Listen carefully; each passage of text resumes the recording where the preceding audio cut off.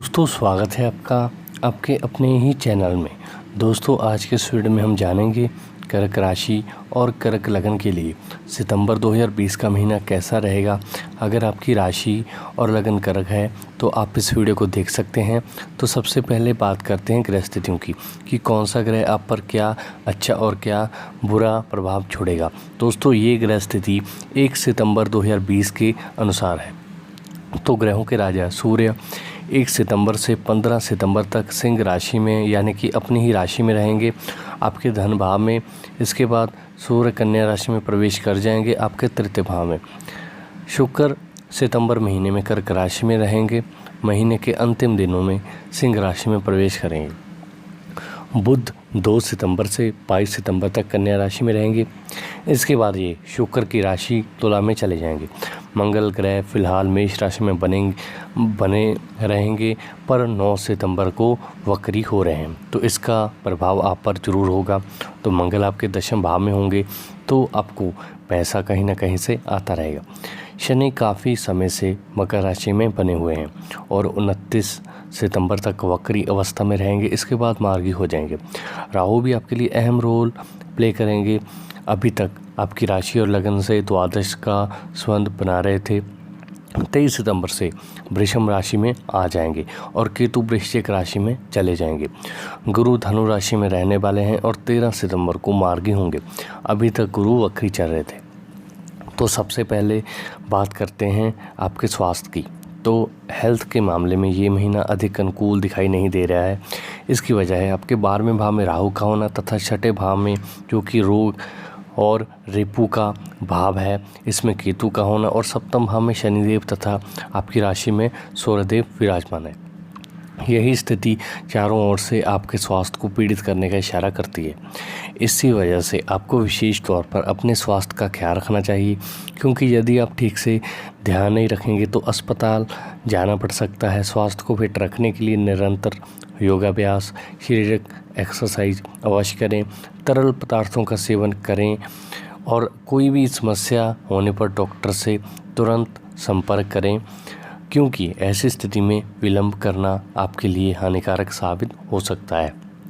तो अब बात करते हैं आपके करियर की। तो यदि आपके करियर की बात की जाए तो दशम भाव में बैठा मंगल आपको कार्य क्षेत्र में कोई बदलाव अथवा नौकरी में स्थानांतरण की ओर इशारा करता है। तो ये बात आपके पक्ष में होगी और आप बहुत समय से यदि इस दिशा में प्रयास कर रहे हैं तो आपको सफलता मिल सकती है तथा मनचाही जगह पर ट्रांसफ़र होगा, जिससे आपकी मन की शांति भी बढ़ेगी और आपको आर्थिक तौर पर भी अच्छे लाभ होंगे। इसके अतिरिक्त महीने के उत्तरार्ध में जब मंगल का गोचर आपके दशम भाव में होगा तब आपके लिए काफ़ी उन्नतिपूर्ण समय होगा। आपकी तरक्की हो सकती है और आपकी जिम्मेदारी और पद भार में भी वृद्धि होगी। इस दौरान आपको मानसिक तनाव से दूर रहकर स्वयं के प्रति अभिमान की भावनाओं को त्याग कर काम करना होगा, तभी बेहतर नतीजे मिलेंगे और लोग आपके पीछे रहेंगे। इसके बाद द्वितीय भाव में सूर्य का गोचर होने से सरकारी क्षेत्र से लाभ मिलने के योग बनेंगे। यदि आप कोई व्यापार करते हैं तो शनिदेव की कृपा से आप अपने काम को विस्तार या स्थायित्व देकर अपने बिजनेस को आगे बढ़ा पाएंगे। हालांकि आपको आर्थिक चुनौतियां तो मिलेंगी, लेकिन आप जीवन में आगे बढ़ेंगे। अब बात करते हैं आपकी लव लाइफ की। प्रेम संबंधित मामलों के लिए ये महीना काफ़ी अनुकूल रहेगा और आपका जीवन प्रेम से भरा रहेगा। आपका प्रियतम आपके साथ मिलकर कोई अच्छा प्लान बनाएगा, जिसमें आप दोनों एक भविष्य के सपने देखेंगे और एक दूसरे के साथ समय बिताने का भी कोई मौका नहीं छोड़ेंगे। ये स्थिति आपकी लव लाइफ को बेहतर बनाएगी, एक दूसरे पर आपकी निर्भरता को भी बढ़ाएगी। आपको साथ में बैठकर अपने बीच की जो कोई भी परेशानी चली आ रही है उसे डिस्कस करना चाहिए ताकि उसका समाधान निकाला जा सके। हालांकि इस महीने आप अपनी निजी चिंताओं में अधिक परेशान रहेंगे। ध्यान रखें इसका असर आपकी लव लाइफ पर ना हो और अपने प्रीतम को खुश रखने में कोई कसर बाकी ना रखें। यदि आप शादीशुदा हैं तो स्थितियां मिलीजुली रहने वाली हैं। 7वें भाव में शनिदेव के कारण दाम्पत्य जीवन में लड़ाई झगड़े की संभावना हो सकती है, जिससे बचने का आपको प्रयत्न करना होगा। इसके बाद जब सूर्य का गोचर आपके तृतीय भाव में होगा तो वह समय आपके जीवन साथी के स्वास्थ्य के लिए थोड़ा कमज़ोर होगा, तो उन्हें तुरंत स्वास्थ्य समस्याएं परेशान कर सकती हैं।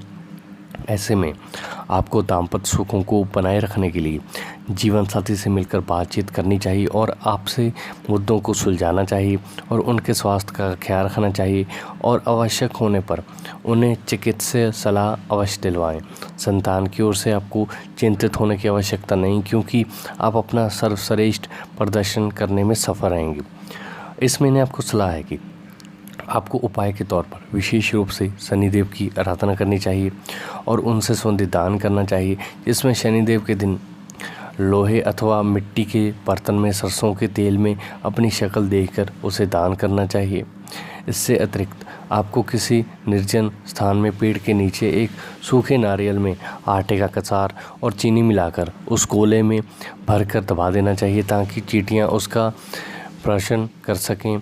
आपको अपने आसपास के लोगों के साथ अनुचित व्यवहार करने से बचना चाहिए। प्रतिदिन बजरंग बाण और हनुमान चालीसा का पाठ करना चाहिए। यदि संभव हो तो मंगलवार अथवा शनिवार के दिन सुंदरकांड का पाठ किया जा सकता है। तो कर्क राशि के लोगों के लिए महीना थोड़ा सा कमज़ोर रह सकता है, क्योंकि न केवल स्वास्थ्य बल्कि आर्थिक तौर पर भी आप कुछ परेशानियों में घिरे रह सकते हैं।